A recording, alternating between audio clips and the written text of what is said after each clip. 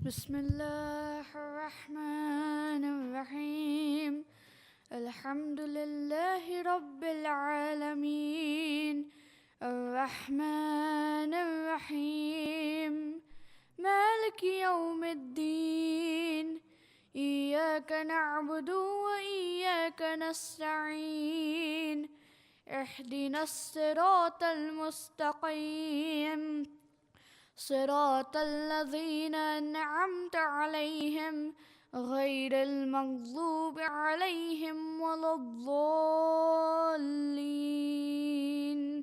صدق اللہ العلی العظیم صلوات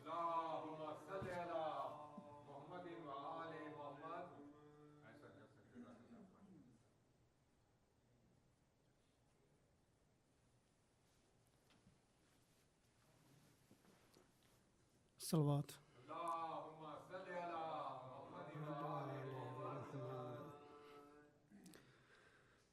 ڈرو نہ جنگل ہے رات اندھیری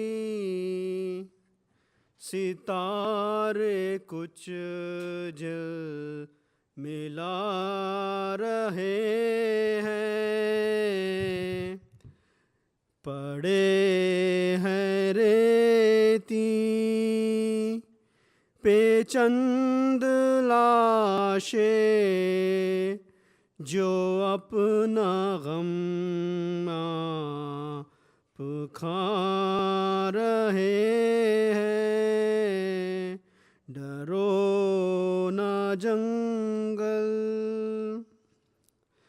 نہ کوئی زخموں کا دھونے والا نہ کوئی مردوں پہ رونے والا پرند کچھ کر رہے ہیں نالا درند کچھ خاک اڑا رہے ہیں ڈرو نہ جنگل ہے رات اندھیری ستارے کچھ جھل ملا رہے ہیں ہے ایسا بدلا ہوا زمانہ نہ گر ہے اور نہ شامیانہ فلق پہ ابر سیاہ کے لاکھے اداسی بن بن کے چھا رہی ہے ڈرو نہ جنگل شکستہ ہتھیار کچھ پڑے ہیں یہ لوگ شاید یہاں لڑے ہیں لڑے تو وہ ہوں گے جو بڑے ہیں نظر تو بچے بھی آ رہے ہیں ڈرو نہ جنگل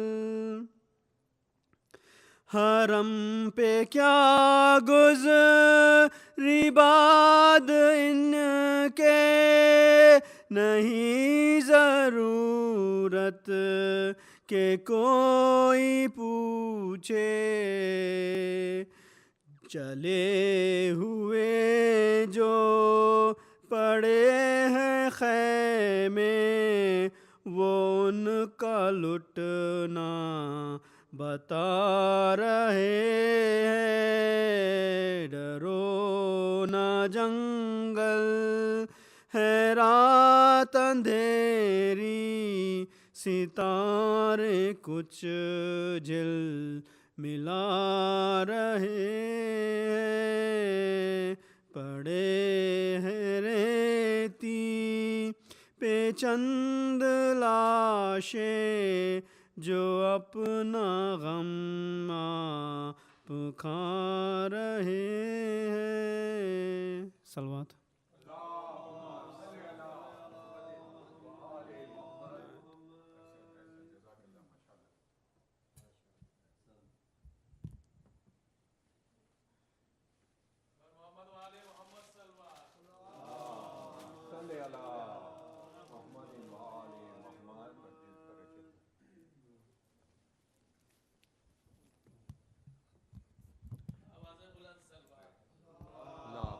صلی اللہ محمد و آل محمد. مرثیہ پیش کرتا ہوں میں، سماعت فرمائیے. صلوات. اللہم صلی علی محمد و آل محمد. دیکھو خیت خانے میں دیکھو اس میں خیت خانے میں تلا تم دیکھیں ہند آتی ہے.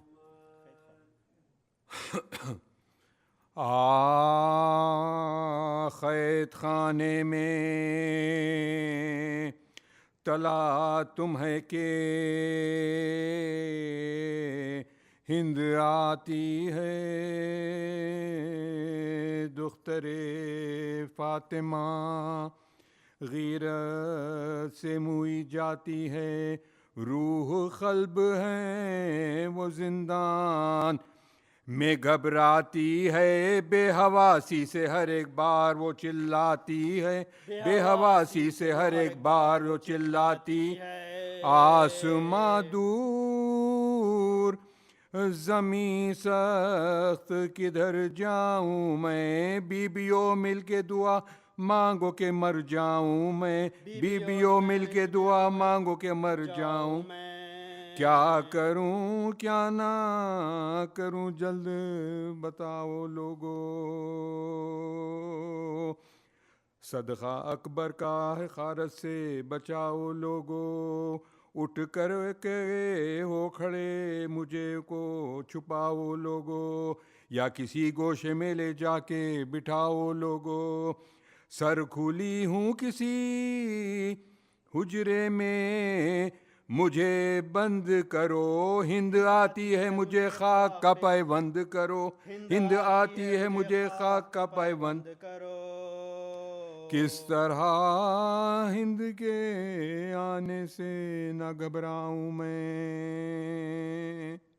بنت حیدر ہوں نہ کیوں قید میں شرماؤں میں، کوئی دیوار جو شق ہو تو سما جاؤں میں، سیدھے ماں جائے کہ مقتل کو چلی جاؤں میں. کربلا میں نہ یہ ذلت ہے نہ رسوائی ہے، بے ردا میں ہوں تو بے گور میرا بھائی، بے ردا میں ہوں تو بے گور میرا بھائی. ناگہاں فضا نے دی اہل حرم کو یہ خبر، ہند آتی ہے بڑے جاؤ تحمل سے ادھر، بے نخرہ و زر کے ہیں جلو کے اندر، سب کنیزیں تو ردا اوڑی ہیں وہ ننگے سر، پر سواری بہت آہستہ رواں ہوتی ہے، ہر قدم ہند ٹہر جاتی ہے اور روتی ہے، ہر قدم ہند ٹہر جاتی ہے، ہر قدم ہند ٹہر جاتی ہے اور روتی ہے. کہتی ہے قیدیوں کے شور بکا نے مارا، مجھ کو اسحائے حسینہ کی صدا نے مارا، ان کے سردار کو کس اہل جفا نے مارا، کیا وہ سید تھا جسے اہل دغا نے مارا. ایک بجلی سی کلیجے پہ میرے گرتی ہے، ننگے سر فاطمہ آنکھوں کے تلے پھرتی، ننگے سر فاطمہ آنکھوں کے تلے پھرتی ہے. ہو گیا ذبح کوئی خاص باری لوگو، انس و جن حور و ملک کرتے ہیں زاری لوگو، لے چلو سوئے نجف میری سواری لوگو، ہوگی مشکل وہیں آسان ہماری لوگو، خیر سے ہے میرے آقا تو وہ سوتے ہوں گے، ورنہ مرقد میں علی بیٹے کو روتے ہوں گے، ورنہ مرقد میں علی بیٹے کو روتے ہوں گے، سب نے منہ کر کے سوئے ہند یہ کی نوحہ گری، دیکھیے شام کے زندہ میں چراغ سحری، یاد خالق میں جو ہے خلق سے ہے بے خبری، کیوں مسلسل کیا یہ تو ہے عدم کا سفری، کس نے دم ہند کیا کس نے دم بند کیا، توخے جفا سے اس کا سلسلہ ملتا ہے کچھ شیر خدا سے، سلسلہ ملتا ہے کچھ شیر خدا سے، گرد عابد کے پھر ہند بے حال تغیر، رکھ دیا پاؤں پہ سر اپنا ہٹا کے زنجیر، بولے وہ کون ہے بولی کے کنیز شبیر، السلام اے رسن و توق و سلاسل کے اسیر، ہے وصیت کا محل مرنے پہ تیار ہے تو، کچھ کفن کے لیے رکھتا ہے کہ نادار ہے، کچھ کفن کے لیے رکھتا ہے کہ نادار، غم نہ کھا گورو کفن میں تجھے دوں گی للہ، ننگے سر تیرے جنازے کے چلوں گی ہمراہ، مرنے والے تیرا کیا نام ہے کب سے ہے تباہ، بولے مولا بھی 40 برس جینا ہے نام بے کس بھی ہے قیدی بھی ہے نادار بھی ہے، حال یہ ہے کہ اسیری بھی ہے آزار، حال یہ ہے کہ اسیری بھی ہے آزار بھی ہے، ہند نے پوچھا مرض کیا ہے، کہا بے پدری، رو کے وہ بولی دوا کیا ہے، کہا نوحہ گری، گھر جو دریافت کیا کہنے لگے در بدری، بولی لیتا ہے خبر کون، کہا بے خبری، آہ کرنے کا سبب پوچھا تو شرمانے لگے، تازیانوں کے نشاں پشت پہ دکھلانے لگے، تازیان آہ کرنے کا سبب پوچھا تو شرمانے لگے، تازیانوں کے نشاں پشت پہ، تازیانوں کے نشاں پشت پہ دکھلانے لگے، صلوات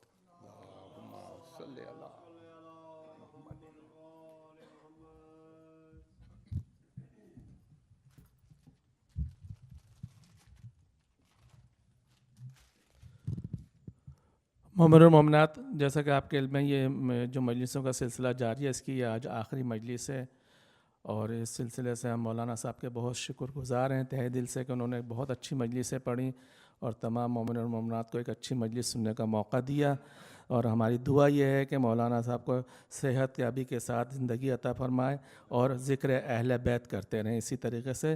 ہم بہت بہت شکریہ ادا کرتے ہیں ان کا، بر محمد و آل محمد صلوات۔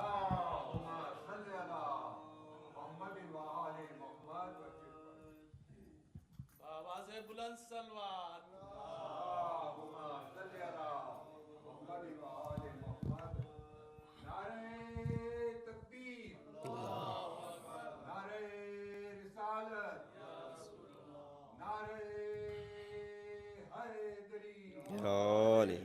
خوشنودی امام زمانہ بلند تر صلوات۔ اللہم صلی علی محمد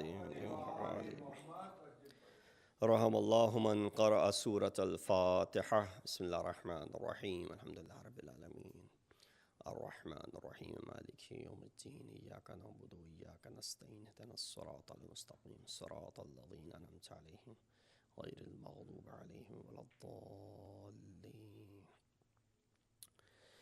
أعوذ بالله من الشيطان الرجيم بسم الله الرحمن الرحيم الحمد لله الذي قصرت عن رؤيته أبصار الناظرين وعجزت عن نعته أوهام الفاسفين الحمد لله رب العالمين الصلاة والسلام على أشرف الأنبياء والمرسلين خاتم النبيين أبي القاسم محمد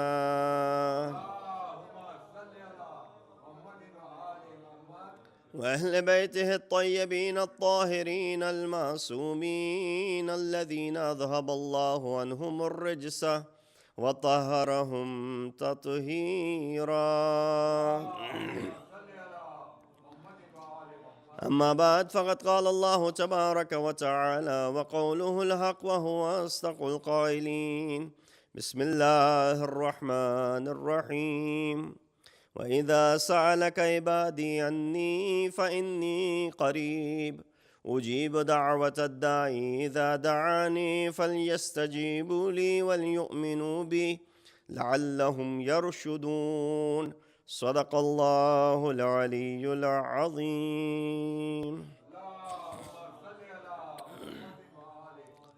Assalamu alaikum wa rahmatullahi wa barakatuhu.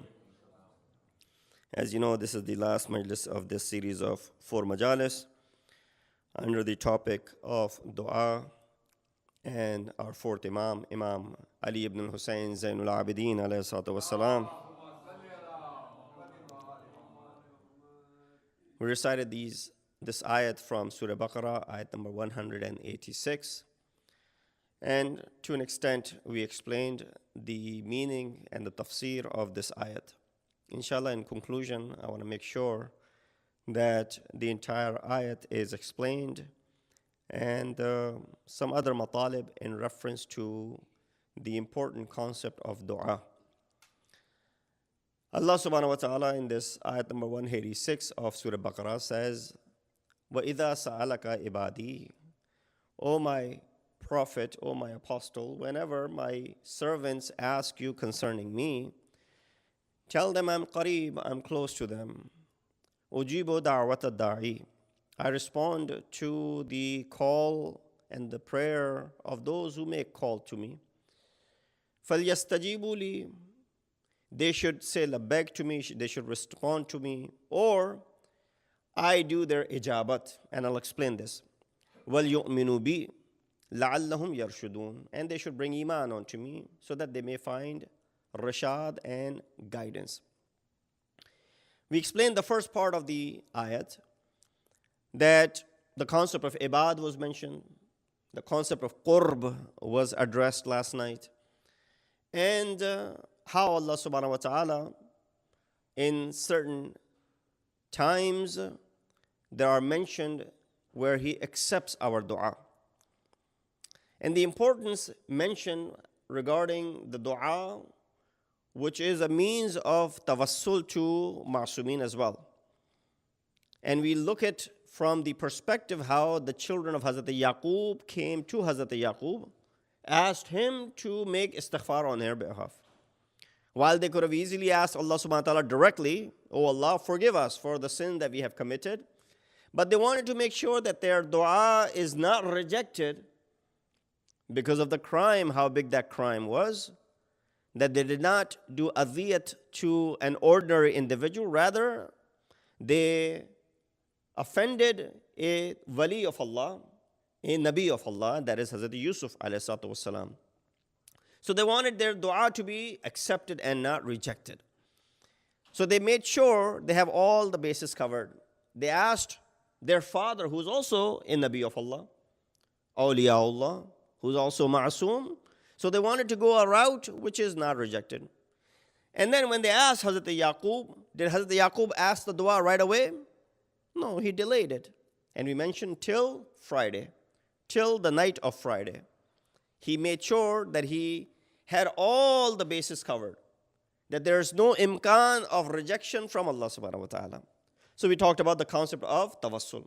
Similarly, Allah subhanahu wa ta'ala tells His apostle in Quran that those who have done dhulm to themselves, when they come asking you to do istighfar towards them, for them, if the Rasul does istighfar for them, Allah subhanahu wa ta'ala will forgive them.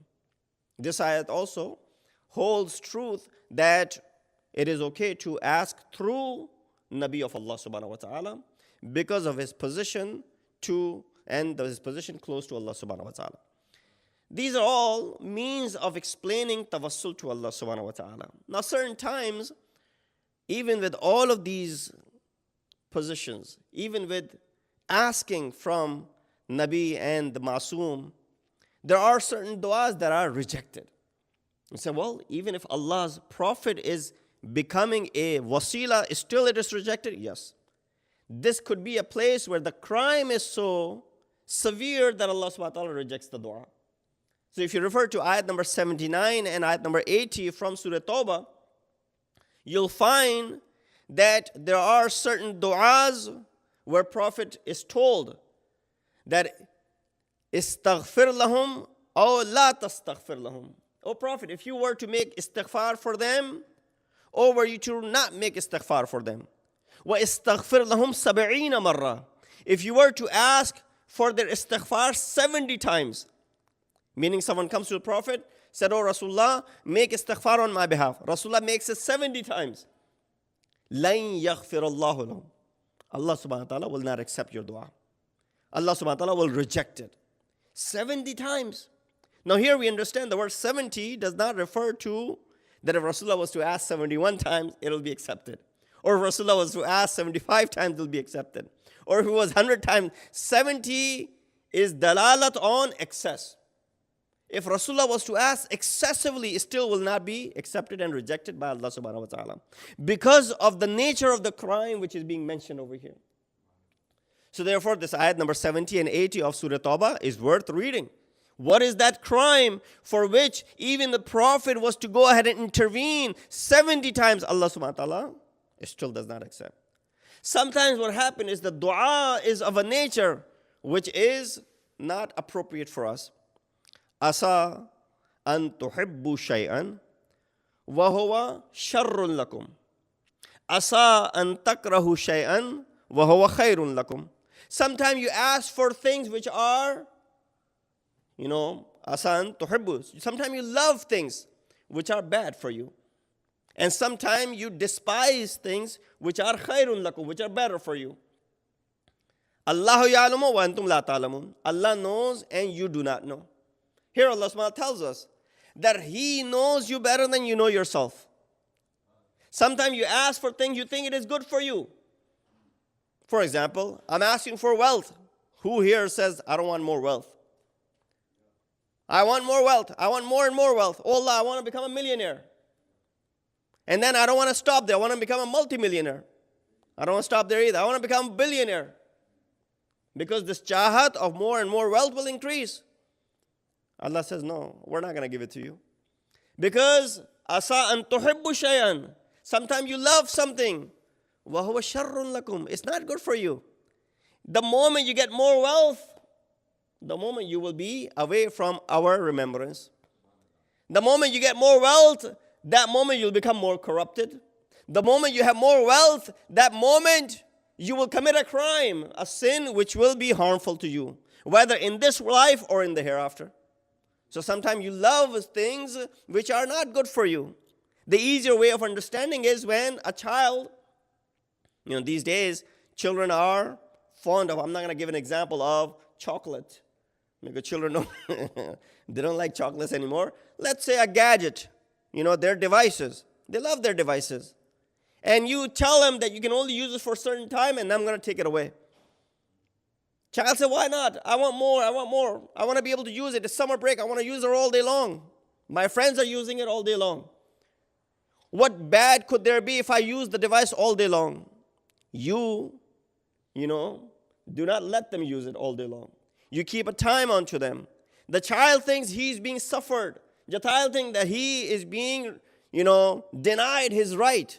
Something which is genuine. But the father knows that it is not good for him. It's not good for his health, not good for his eyes, and therefore you keep that thing away from it. Asa an tuhibbu shay'an. Sometimes you love something which is bad for you. Conversely, on the other hand, contrary to that, asa an takrahu shay'an. Sometimes you despise things. وَهُوَ خَيْرٌ لَكُمْ. Ayah says, it is actually better for you. You didn't like this thing? No, this was actually better for you. The musibat, the difficulty that Allah placed you in, you say, why did I go through this difficulty? Why did I suffer this? For example, I suffered some bimari, some illness. Why did I suffer that illness? Who likes, bimari? Who likes to be sick? Nobody wants to be sick. Does anyone like pain? Nobody likes pain. I don't want to go through pain. Excruciating pain of certain things that happened to me. Why did Allah make me go through that? Everybody despises it. No, huwa khairun lakum. If it wasn't for that pain, you would not have realized the bigger problem you had in your life. Sometimes, because the pain is a good thing, when you feel pain in your body, what do you do right away? You look for a cure. Imagine if the pain wasn't there. This will start eating you from inside and you won't even realize it. So pain becomes what? A favor from Allah subhanahu wa ta'ala. On a better note, shaitan is also a favor of Allah subhanahu wa ta'ala. Jahannam is also a favor of Allah subhanahu wa ta'ala. Let me rephrase. Shaitan and Jahannam are actually ni'mat of Allah subhanahu wa ta'ala. So Maulana, hold on a second. How can shaitan be a ni'mat? How can Jahannam be a ni'mat? Well, the fact, and one of the Maraj of the time, he mentions that if you imagine Allah only has ni'mat, and underneath this ni'mat of Allah subhanahu wa ta'ala, there's niqmat, and then there's further ni'mat. So this is only the umbrella, the bigger umbrella that Allah has, it's only ni'mat. It's only a favor of Allah. Underneath this favor of Allah subhanahu wa ta'ala, sometimes you find more favors, more bounties, and sometimes you find that which is harmful to you. But even those things which go against you are a ni'mat of Allah subhanahu wa ta'ala. How? The shaitan is a ni'mat. If Allah had not created shaitan, if Allah had not mentioned to us regarding this shaitan, we would not have kept ourselves away from him. If Allah has not created Jahannam, we would not have shauq to go into Jannat. The fact that Allah mentions so much about Jahannam and the ills of this Jahannam, we have this ni'mat that we want to stay away from. Imagine someone gives you heads up about something, that tomorrow this is going to happen, stay home. Big storm is coming, you don't want to go outside. There's a curfew, you want to stay home, or something of that nature. Having this knowledge ahead of time, is it beneficial or is it harmful? It's always beneficial. So Allah gives you this incentive ahead of time. Shaitan is there. He's going to misguide you. Shaitan becomes the ni'mat of Allah subhanahu wa ta'ala. Jahannam is there. It's only going to devour you. Jahannam becomes the ni'mat of Allah subhanahu wa ta'ala. Why? Now you start avoiding shaitan. Now you start doing things which will not take you to Jahannam. Salawat Viji Muhammad wa ali Muhammad. So you see the wus'at of the ni'mat of Allah subhanahu wa ta'ala. Asa an tuhibbu shay'an. Sometimes you love things which are actually not good for you. And sometimes you despise things which are actually better for you. You do not know. Wallahu ya'lamu wa antum la ta'lamun. You do not know, but Allah has better knowledge of that. And similarly, at times when Allah does accept our dua. It is mentioned, we mentioned the two effects of dua and the acceptance of dua. The first two effects of the acceptance of dua was that Allah accepts what you ask for Him. You asked for awlad, Allah gave it to you. He accepted your dua. You asked for awlad, Allah rejected it. He didn't give it to you. Again, you don't know what is good for you and you don't know what is bad for you. There are two more conditions that are mentioned. Two more scenarios rather that are mentioned. Ulama akhlaq mention that Allah accepts your dua, but He gives you something else. You asked for a boy, Allah gave you a girl. You asked for a girl, Allah gave you a boy. You asked for awlad, Allah gave something else. For example, in the means which served as awlad for you. Therefore, Allah gives something else. And number 4, sometimes Allah, when you ask, He gives, but not in this life. Where? in the hereafter, in the akhirat. Second Imam, Imam Hassan Mushtaba alayhi salatu wasalam said, Imam said, if only people knew how Allah will compensate us in the hereafter, we'll say, oh Allah, may none of our du'as are accepted in this life and all our du'as are answered in the hereafter. If you only knew how Allah is going to compensate you tomorrow. So therefore, when we look at the du'as made by some of the Anbiya, one of the du'a that is made by Hazrat Nuh alayhi salatu wasalam was in regards to his son. He said, oh Allah, inna wa'adak al-haq, your promise is true.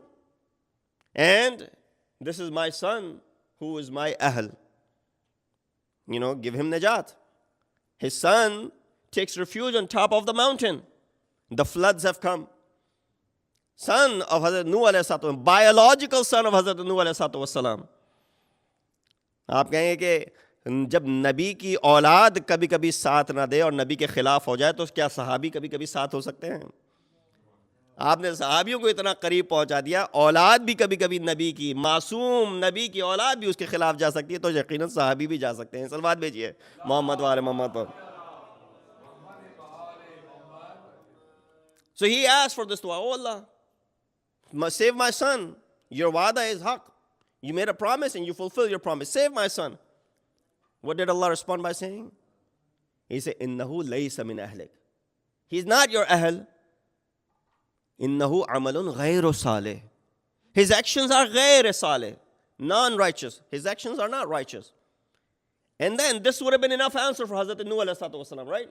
If Allah tells him, no, he's not your ahl, and his actions are bad, this would have been enough. Allah went further. He said, oh Nuh, La tas'al an ashya'a la ilm. Don't ask for things which you do not possess the knowledge of. Oh no, don't question about things which you are jahil of. Allah can say that. And I'm quoting Quran, so there's nothing wrong with that. But for me to associate something like this to Anbiya would be bad. Oh no, don't ask concerning things which you do not have knowledge. Right away, Hazrat Nuh repents. Oh Allah, my apologies that I asked for something which I did not possess the knowledge of. You know better than I do. So this is the dua of a Nabi which Allah rejected. He didn't help him. He didn't help his son. His son drowned. Kana min al-mughriqin. Those who were drowning alongside with him. Similarly, we ask, there are certain things, if they were made apparent to us, it could be devastating to us. So there's maslahat in sometimes certain things not being accepted. Again, I'm going to give reference to the ayat of Quran. That people came and asked Rasulullah about certain things. Rasulullah said, you don't want to know. Why? He said, Ya ayyuhalladhina amanu, la tas'alu an ashya'a in tubdalakum tasukum. Don't ask about things. If they were revealed to you, it will be harmful to you. They will not benefit you. For example, someone came and said, Rasulullah, tell me, when will I die? Rasulullah probably knows when he will die. Maybe he has the knowledge of individuals. There's one thing that Rasulullah denies having the knowledge of. And once again, this is an ayat of Quran. And does not decrease anything from the ilm of Rasulullah. Surah Jinn, people asked Rasulullah, when will Qiyamah take place? Rasulullah said, In adri. Am huwa qareebun am ba'id. I do not know whether Qiyamah is qareeb or ba'id. This is a knowledge only is kept with Allah subhanahu wa ta'ala. But when people came and asking about certain things, he said, don't ask about these things. In tubdalakum tasukum. You don't want to know about it. If they were revealed to you, you will harm yourself. It'll be harmful to you. So people would come and ask, Oh Rasulullah, when will my death take place?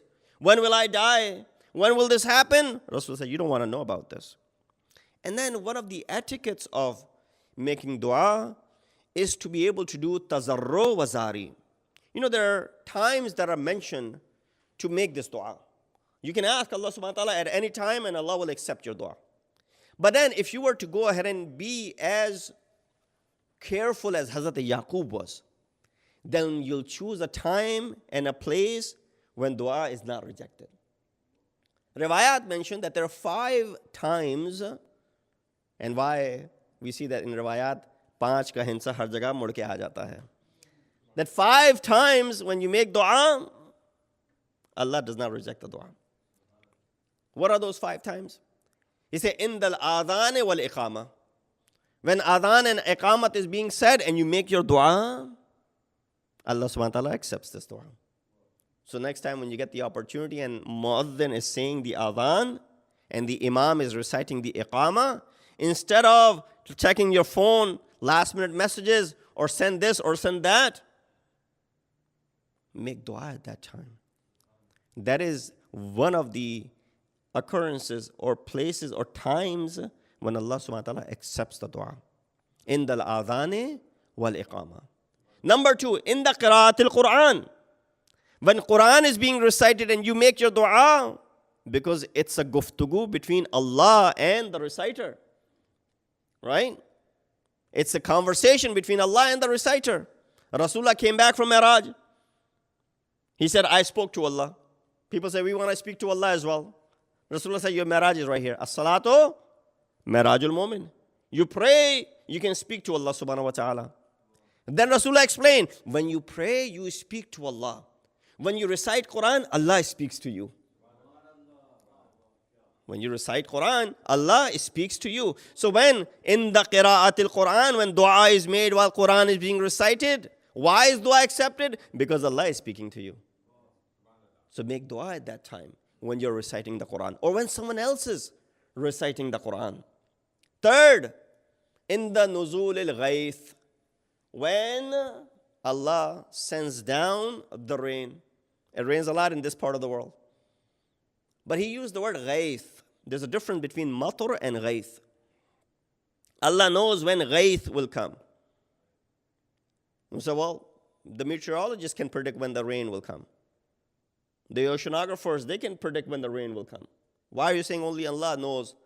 He did not say matar. Matar is an ordinary rain. That ordinary rain is something which could be devastating or which could be beneficial. Nuzulul ghayth is the rain which is always beneficial. Only Allah knows when it will be ghayth. So he said when it rains and you make dua, sometimes when it rains, it says, it ruined our day. How? We can't do anything now. We planned barbecue and it's raining.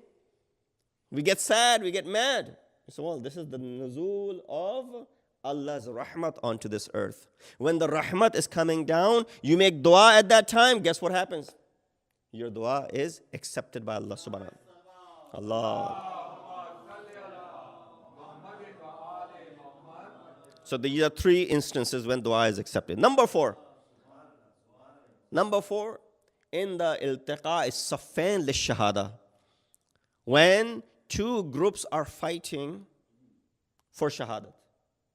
One is on haqq, the other one is on batil. And of course, we don't find that opportunity nowadays, but still there are many wars that are going on. If ever a war between haqq and batil is going on and you make dua, that is the moment of the acceptance of dua, according to riwayat. And lastly, it is mentioned in the da'watil mazloom. When a mazloom and an oppressed makes a dua, go ahead and make your dua alongside with that mazloom. Because Allah never rejects the dua of a mazloom, Allah will accept your dua as well.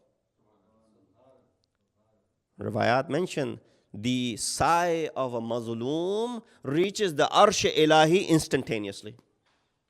When a mazloom says a sigh of relief, or when he says that reaches the arsh ilahi instantaneously. He said, go ahead and make your dua along with this mazloom. And when you do so, your dua will be accepted by Allah subhanahu wa ta'ala. See, these are the 5 instances.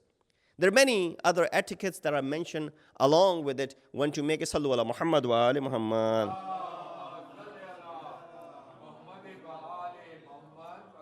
But this is where you should know that you want to have this mukalima with Allah. Sometimes we give up so quickly. Sometimes we are hasty. Sometimes we say, well, I've been asking and dua is not being accepted. Well, the reason is because Allah likes your voice. Allah loves to hear you plead in front of Him. Not that He gets a kick out of it, no. He wants to hear your voice. Even sometimes, it is mentioned that Hazrat Musa ﷺ was passing by a place. There was this illiterate man who was just laying on the street, and he was speaking to Allah subhanahu wa ta'ala. But Hazrat Musa stopped and he heard a few words from him. This man was saying, "Oh Allah, I wish you were with me so I can comb your hair. Oh Allah, I wish you were here so I can wash your hair. Oh Allah, you were here so I can do this with you, do that with you, do this for you, do that for you." Now, of course, all of these things are shirk, associating, body parts to Allah subhanahu wa ta'ala. Hazrat Musa stopped. What is one of the attributes of Hazrat Musa in Quran? Ghazban. Ghazban. Hazrat Musa became angry. And he said to this man, "How dare you speak to Allah like this? Allah does not have body parts. He does not have a head. He does not have hair. You cannot wash. You cannot comb. This is wrong. You should not be speaking to Allah subhanahu wa ta'ala like this." Of course, that man got scared and stopped saying what he was saying. Hazrat Musa moved a little bit forward. He received a wahi from Allah subhanahu wa ta'ala. "Oh Musa, that man was doing najwa with me. He was speaking with me so softly.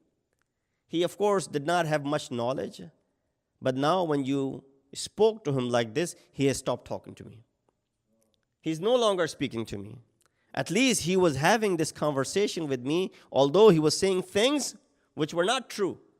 But nonetheless, I loved the way he was speaking to me. I liked his voice, and I liked the way he was pleading to me. What have you done, O Musa? You turned him against me, and now he doesn't speak to me anymore." Hazrat Musa goes back, rectifies the thing that he made, and then made this man say, "Whatever you want to Allah subhanahu wa ta'ala, you are one of the awliya. Allah listens to your voice." So make sure that you do not stop and quit talking to Allah subhanahu wa ta'ala. Use this opportunity. Ma'asumeen did that. Hazrat Musa was asked a simple question in Quran.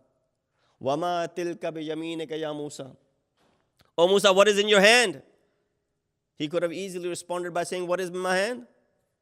I have this asa that you gave me, O Allah. Nothing is hidden from you. You're the one who gave it to me. Why are you first of all asking me this question?" Number two, Hazrat Musa should have just responded by saying, "This is my asa, that you gave it to me."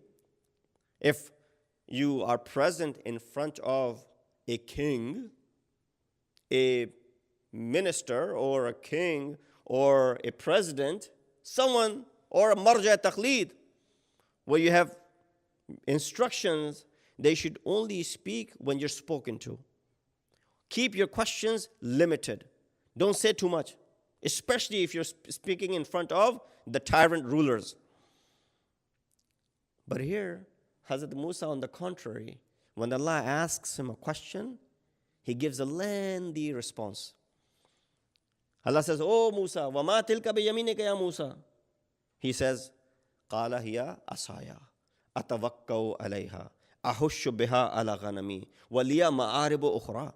This is my asa. I recline on it. I break leaves with it for my animals. I'm a shepherd, so I keep my animals together with it. And I have many, many, many other things that I do with this asa of mine. People ask, "Oh Musa, why you're prolonging this conversation with Allah subhanahu wa ta'ala? Respond softly and quickly to Allah." Hazrat Musa will respond by saying, "My mahbub is speaking to me. My beloved is conversating with me. Why do you want me to cut short the conversation? I want to prolong this conversation as much as possible. I want to speak to Allah subhanahu wa ta'ala for as long as I can." Imagine that family member of yours, that childhood friend of yours, when you receive a phone call from them, do you cut it short right away, within a minute, or you prolong this conversation? You delay this conversation. You continue it. Why? Because you haven't spoken to this beloved of yours for a long, long time. Hazrat Musa did the same thing, and he's instructing us to do the same. Sallu ala Muhammad wa ali Muhammad. So this is as far as the ahmiyat of dua is concerned, Allah subhanahu wa ta'ala does not care as far as our du'as are concerned. If it wasn't for our du'as, in fact, the ayat of Quran says, if it wasn't for your du'as, Allah would have no concern for you. If there's any concern that Allah has for us, is because we make du'as. Now, I want to bring you to this majmu'ah of dua known as Sayfa Sajjadiyah. This dua, just to highlight the importance of this book of dua, Ayatollah Marashi Najafi sent a nuskha of this book to Shaykh al-Azhar Tantawi in his time. This is probably in the 60s or 70s. Shaykh al-Azhar at that time, Jami Azhar in Misr. Tantawi was the Shaykh at that time. And Ayatollah Marashi Najafi, who has this library in Qum, he sent a book of Sayfa Sajjadiyah to him. Tantawi read this book and he said, how I was away from such text all my life. I wish I had received it when I was younger, so I would have paid more attention towards it and I would use it longer. Now, towards the end of my life, I'm gaining access to this book. See, a lot of these brothers of Ahl Sunnah, those who are still Khush Aqidah, they are also hungry for ulum Ali Muhammad. There's still thirst in them. And the words of Masumeen ﷺ has that effect in it, that if you present it to them, it will really be effective to them. But we need to first use this book ourselves before we can go ahead and concern someone else or to recommend someone else. He said, well, have you read it? You're recommending this book to me? He said, well, not really. Only Dua Makarim in Ramadan, Dua Tawbah in Ramadan. Outside of that, I have not read any of the du'as of this book. Then why are you recommending this book to me? Oh, no, my Maulana said it's a very good book. So make sure that this is very underutilized. Another highlight of this book is Allama Majlisi. You've heard of his name. Allama Majlisi, Muhammad Baqir Majlisi, the one who is Sahib of Biharul Anwar. Bihar is a book which is the lengthiest book in our Ulum Hadith or Ahadith. The largest collection of Hadith is Biharul Anwar. 110 volumes. I have that in my library, courtesy of my father who left it behind for me. And it's literally Isme Ba Musamma. It's called Biharul Anwar. Bihar is a plural of Bahar. Bahar is ocean. It's Bihar, is the oceans of lights and Anwar. And of course, Anwar Ahlul Bayt. His father, Muhammad Taqi Majlisi, who was also a great alim, in one of his mukashafat, he said, I saw in my mukashafa, in my dream, Imam Zamana. I asked him, our ulama, they don't say they met Imam in person. If anyone makes that claim, that is wrong. They're lying. But there's nothing wrong in saying that I saw Imam Zamana in my dream. We all, I'm sure, if we make some du'as, we can see Imam Zamana in our dreams as well. And he said he had a mukashafa. What's the mukashafa? Where he asked Imam questions and they became simple answers for him. Imam gave him answers. So you're thinking about a masala, you sleep on it, you see a dream, and sometime Imam Zamana comes to your dream and he resolves that problem for you. This is called mukashafa. And our scholars were used to it. So Muhammad Taqi Majlisi has this mukashafa. He sees a dream and he sees Imam. He asks Imam a few questions, which he was stuck. Some fiqhi questions, some akhlaqi, some aqaidi questions. Once he done asking Imam questions, he said to Imam, oh Imam, it's not easy for me to have this mukashafa with you all the time. It's very difficult to get a hold of you. And I always have questions. Refer me to a text by which I can resolve all of my problems. Imam said to him, sure. I have left a book for you near a person by the name Muhammad At-Taj. Imam said, let me take you over there. He said, Imam took me over there. There was this man. He was Muhammad At-Taj. I can't recall his face. He said, give him the book that we had given to you. Muhammad Taj picked up the book. and he handed to me. He said, I picked up the book, I walked out, and as I was bidding farewell to Imam disappeared. I woke up, but I did not look at the face of this book and the name of this book. Now, I'm trying to recall my dreams. This mukashafa that I had, it was a true mukashafa. He said, now I was really sad that I wish I had looked at the book so that I can go ahead and find it. He said, all this while, I said, let me go ahead and retrace my steps where Imam took me. First, I thought Muhammad Taj was just a symbol. Taj meaning the crown. Who's the crown today? Sheikh Bahai. So he went to Sheikh Bahai. Sheikh Bahai referred me to a book that Imam Zamana referred me to. Sheikh Bahai said, what would I know? Imam referred it to you. How would I know that? He said, well, I asked Imam, I can't meet you all the time, and I have these questions. So Imam gave me a book. Sheikh Bahai recommended a few books. He said, no, these weren't few books. So he said, knew that Sheikh Bahai was not Muhammad al-Taj. Now he was really frustrated. He said, let me start retracing my steps where Imam took me. Imam took him to one alley, one street. He went to that street. He found that there was this door. He entered into that door. It was a maktaba. It was a library of sort. He found a man over there. His name was Taj. He said, now so far so good. He asked this Taj, do you have any books for students like me? Muhammad Taj picked up a book and he handed to me. The first book that he handed to me was Sahifa Sajjadiyah.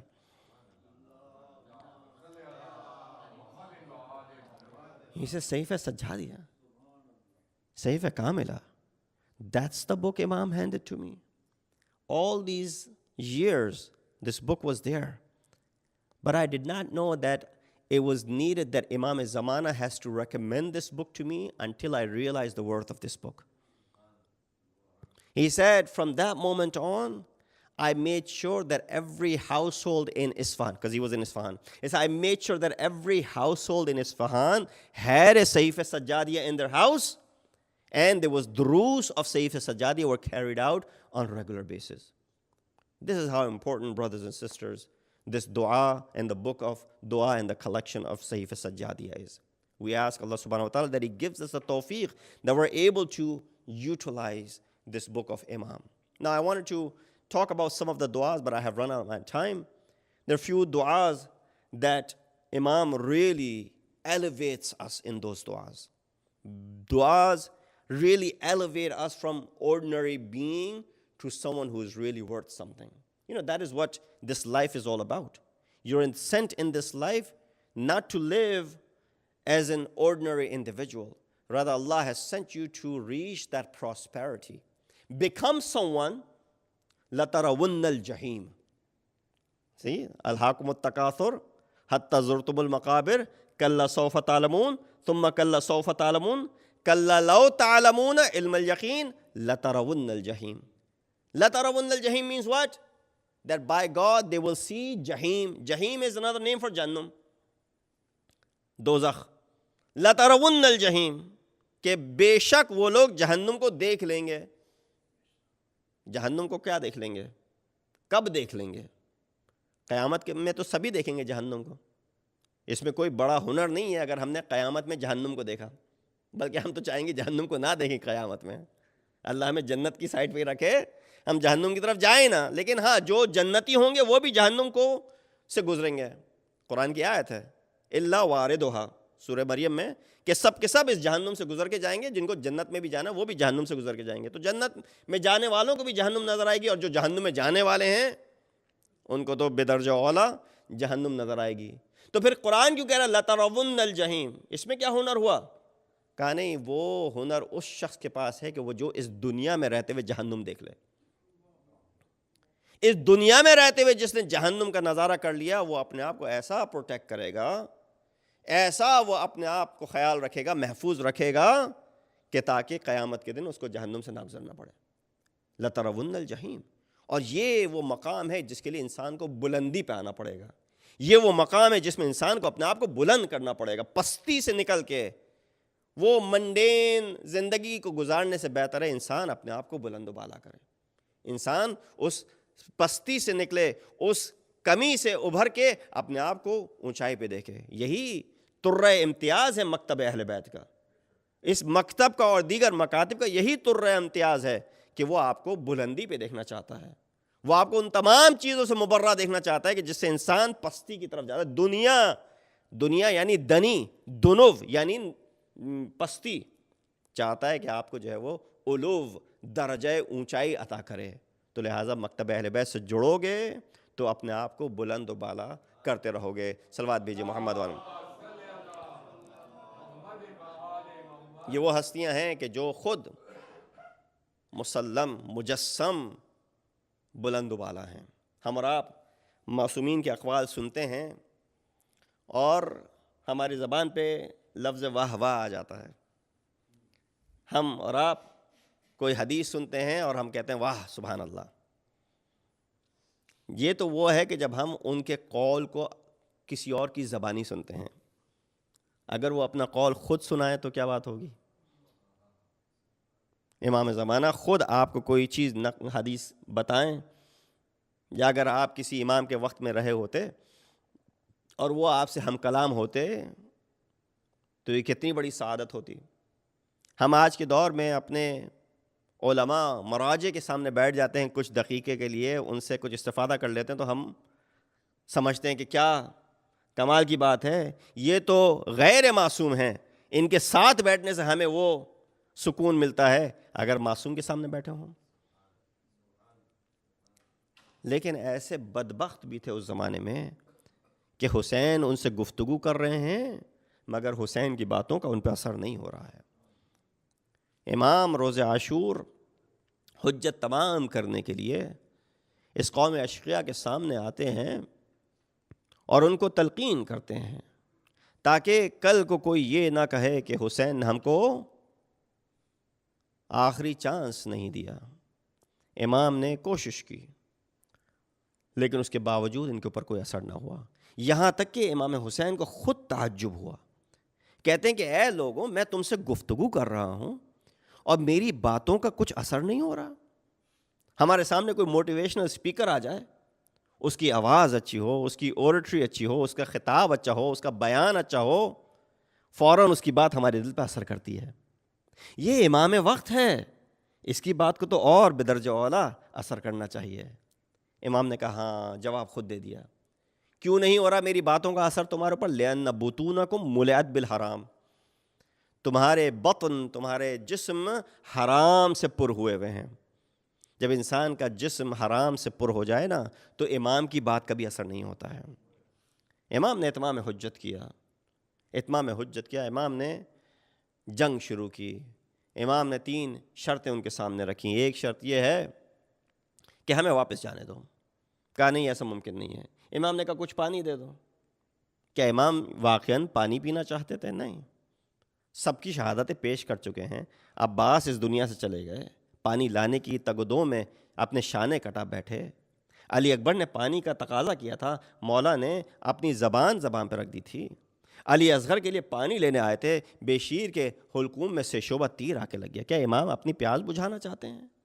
نہیں، امام ابھی بھی دشمن کو ایک اور chance دے رہے ہیں کہ اگر تم پانی لا دو تو ابھی بھی پاسبلٹی ہے کہ تمہاری مغفرت کے ہو سکے، میں تمہاری شفاعت کر سکوں. لیکن امام جانتے ہیں ان کا جواب کیا ہوگا. کہا نہیں، پانی تو بالکل نہیں ملے گا. امام نے کہا بس تیسری آخری شرط یہ ہے کہ میں اکیلا رہ گیا ہوں، مجھ سے ایک ایک کر کے جنگ کرنا. کہا ہم یہ بات منظور کرتے ہیں. امام سے ایک ایک کر کے جنگ شروع ہوتی ہے. امام نے تھوڑی ہی دیر میں پشتوں کے پشتے لگا دیے. ہزاروں کا مجمع جمع ہو گیا، ان کے کشتے ہزاروں میں پہنچ گئے. امام نے وہ جنگ دکھائی. جان گیا دشمن بھی کہ یہ حسین علی کا لال ہے، حالانکہ بھوکا اور پیاسا ہے، مگر اس کے باوجود حسین سے جنگ نہیں کی جا سکتی. چاروں جانب سے حسین کو گھیر لیا جاتا ہے. مصائب آپ سنتے رہے ہیں، آپ نے روز عاشور یہ مصائب سنے تھے. میں اس مصیبت کو ربط دوں گا اس واقعے سے جو کربلا سے نکل کے شام گئے، کربلا سے نکل کے کوفہ گئے اور اب کوفے کے راستے شام میں تھے، بس شام پہنچنے والے تھے. امام نے ایک دفعہ اپنا نذرانہ عقیدت پہ اپنا شہادت کا نذرانہ پیش کیا. امام نے سب کچھ دے دیا اس دین کی خاطر, امام نے سر بھی کٹا لیا اس دین کی خاطر, امام کا خون بھی بہہ گیا اس سرزمین کربلا میں, لیکن امام نے اپنی بہن کو ایک مقصد کے ساتھ بھیجا. زینب تم جا رہی ہو, حدیث عشق دو بابس کربلا و دمشق, یہ کہ حسین رقم کر دیگری زینب. زینب اب تمہارا عمل شروع ہوتا ہے. زینب نے سالاری کی ہے, لے کے جا رہی ہیں, محافظ قرآن بھی ہیں, قرآن ناطق اور قرآن صامت دونوں کی محافظ ہیں زینب. ایک دفعہ یہ قافلہ صعوبتوں کو جھیلتا ہوا شام کے راستے میں ہے. ابھی شام کے سرزمین پہ پہنچنے ہی والے تھے کہ حکم صادر ہوا اس قافلے کو اندر نہیں آنے دو. ابھی شام شہر کو سجایا جا رہا ہے, ابھی دمشق کو سجایا جا رہا ہے. کیسی سجاوٹ, کس کا قافلہ آیا ہے؟ جو پوچھتا ہے کہتے ہیں ایک باغی تھا جس کو قتل کر دیا گیا اور اس کے گھر والوں کو قیدی بنا کے لایا جا رہا ہے. سہل ابن سعد ساعدی جو رسول اور امیر المؤمنین کے صحابیوں میں سے تھے, بیت المقدس کے راستے جب داخل ہوتے ہیں سرزمین شام میں تو ایک دفعہ دیکھتے ہیں دمشق کو سجایا گیا ہے. پوچھتے ہیں اے دمشق والوں, تم بھی مسلمان ہو, کیا تم لوگوں کا کوئی ایسا تہوار ہے کہ جو ہمارا حجاز میں نہیں ہے؟ کیا کوئی تہوار منا رہے ہو؟ کہا نہیں, تہوار تو کوئی نہیں ہے, مگر ایک قافلے کو لایا جا رہا ہے جس کی خاطر یہ ساری سجاوٹ ہے. ہر ایک کو حکم ہے کہ نئے کپڑے پہنو جیسے عید کا سما ہو, جھنڈیاں لگی ہیں, خوشیاں منائی جا رہی ہیں. ایک باغی کو قتل کر دیا ہے, اس کے گھر والوں کو قیدی بنایا جا رہا ہے. سہل نے پوچھا کون ہے وہ باغی؟ کہا حسین ابن علی.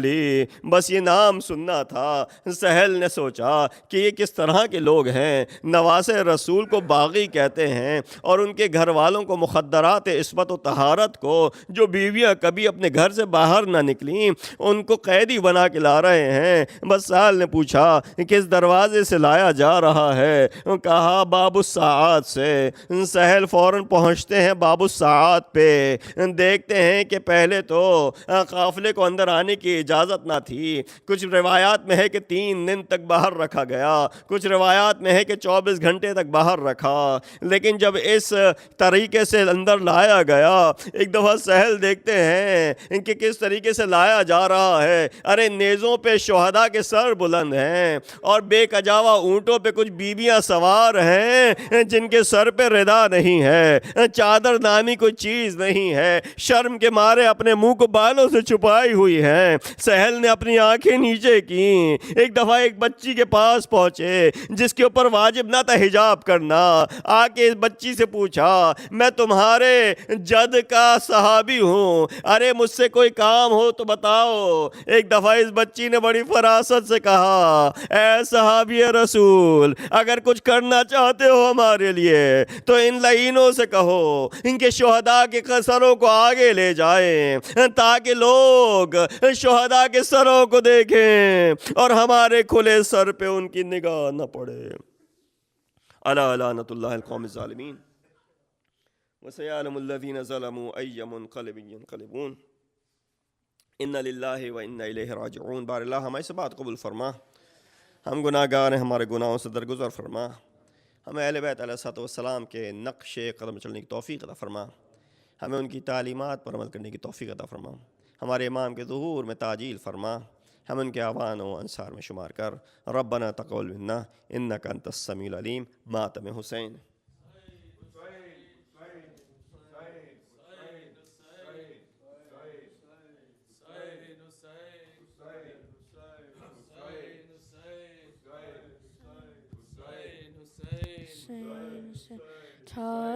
تائبانوں کا بیان کس کو دوں اب لوریاں, ڈھونڈتی پھرتی ہے مادر ہے میرا اصغر کہاں. تائبانوں کا بیان کس کو دوں اب لوریاں, ڈھونڈتی پھرتی ہے مادر میرا اصغر کہاں. تیرا جھولا جل گیا اے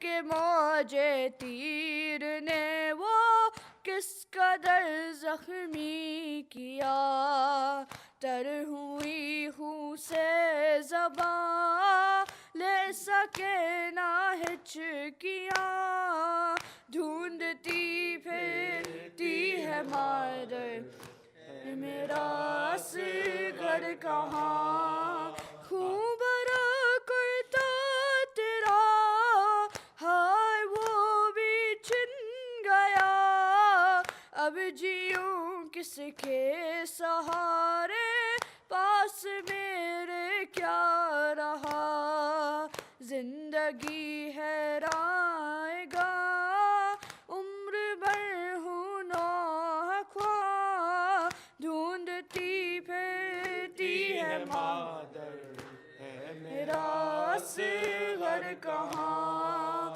میں مسافر شام کی ختم حد آرام کی، قید ہو کر جا رہی ہوں گرد ہے عالم کی، بن چکی ہے راسیاں میں کہاں اور تم کہاں، ڈھونڈتی پھرتی ہے مادر ہے میرا اصغر کہاں، یا حسین یا حسین۔ کہتی تھی یہ ماں خوبر میں آہت سے لپٹ کر، ہے علی اکبر، ہے علی اکبر، کہتی تھی یہ ماں خوبر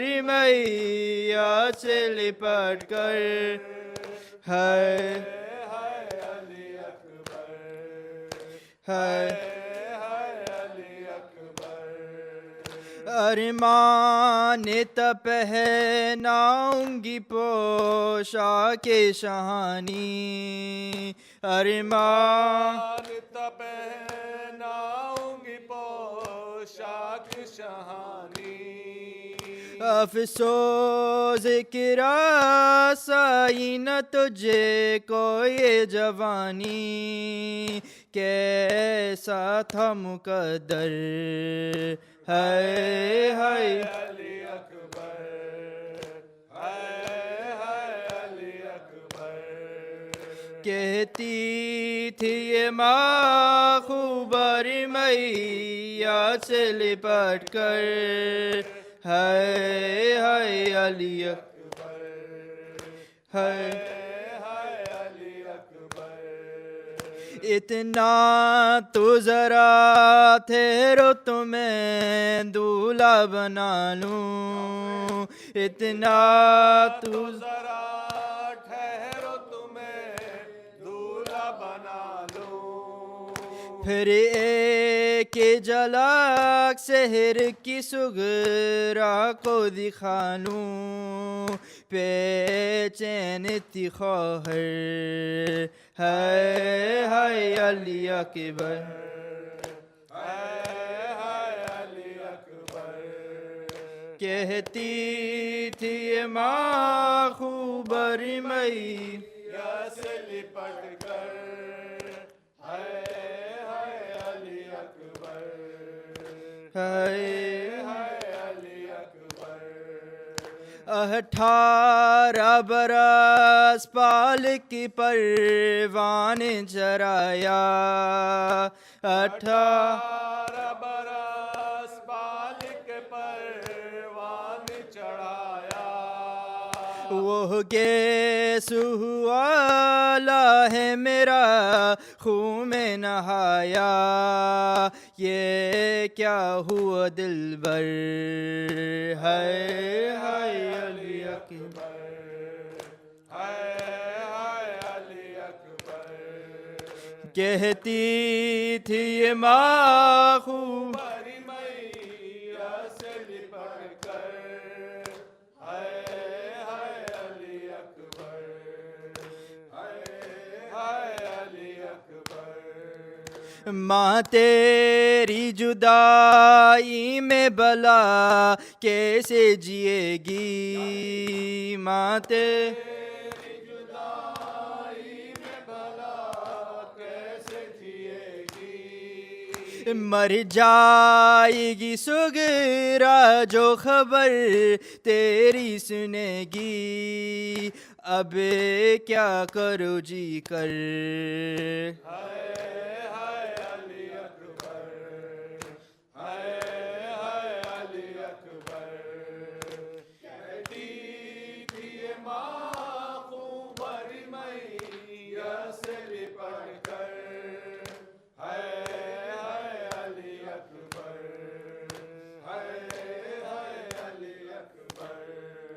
تم ہج کیا لے کے جو دم تھوڑے رہے ہو، تم ہج کیا لے کے جو دم تھوڑے رہے ہو، منہ ماں سے ہمیشہ کے لیے مورے رہے ہو، کیوں روتے ہو دل بھر، ہے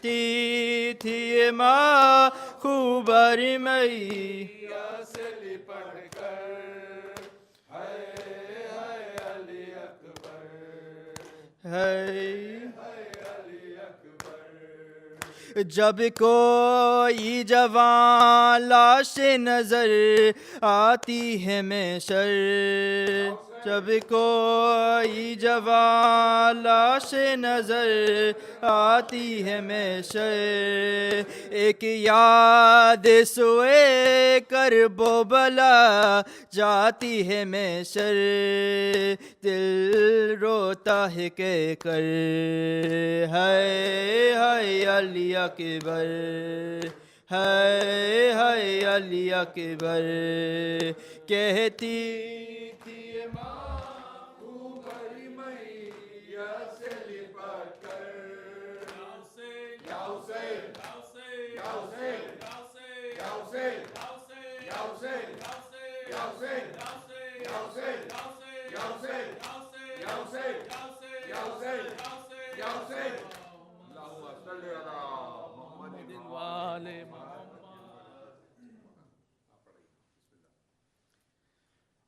السلام علیکم یا رسول اللہ، السلام علیکم یا نبی اللہ، السلام علیکم یا حبیب اللہ، السلام علیکم یا خیرۃ اللہ، السلام علیکم ورحمۃ اللہ وبرکاتہ، السلام علیکم یا ابا عبد اللہ وعلی الارواح التي حلت بفنائک، علیک منی سلام اللہ ابدا ما بقیت وبقی اللیل والنہار، ولا جعلہ اللہ آخر العہد منی لزیارتکم، السلام علی الحسین وعلی علی ابن الحسین وعلى أولاد الحسين وعلى أصحاب الحسين جميعا ورحمة الله وبركاته، السلام عليك يا غريب الغرباء، السلام عليك يا معين الضعفاء والفقراء، السلام عليك يا شمس الشموس وأنيس النفوس، أيها المدفون بأرض طوس علي بن موسى الرضا ورحمة الله وبركاته، السلام عليك صاحب العصر والزمان، السلام عليك إمام الإنس والجان، السلام عليك يا خليفة الرحمن، أجل الله تعالى فرجك وسهل الله مخرجك وظهورك وجعلنا من أعوانك وانصارك ورحمة الله وبركاته. بسم الله.